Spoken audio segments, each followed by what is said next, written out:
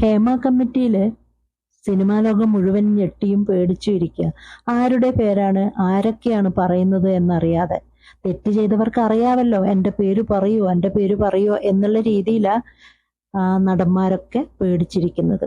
ഇന്നലെ ജൂബിത എന്ന് പറഞ്ഞൊരു കുട്ടി മാമുക്കോയെ പറ്റിയിട്ടും മറ്റ് പലരെ പറ്റിയിട്ടും പറഞ്ഞു. പക്ഷെ മാമുക്കോയ എന്ന് പറഞ്ഞ ഒരാള് ആ കുട്ടിയോട് പറഞ്ഞ കുറച്ച് വാചകങ്ങൾ കേട്ടപ്പോൾ വിശ്വസിക്കാൻ പറ്റുന്നില്ല.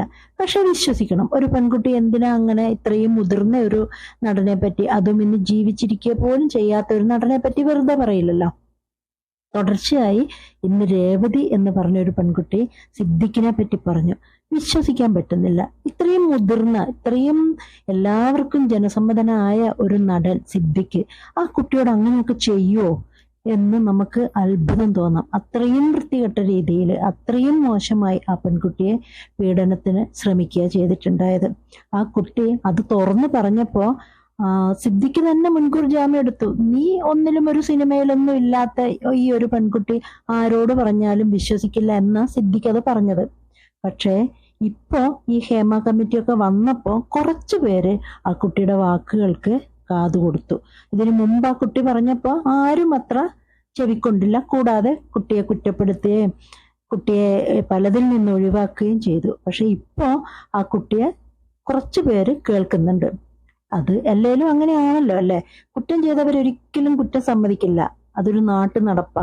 ഞങ്ങൾ കുറ്റം ചെയ്തിട്ടില്ല എന്നാ അത് പറഞ്ഞവരോ അവരായിരിക്കും എന്നും കുറ്റക്കാര്.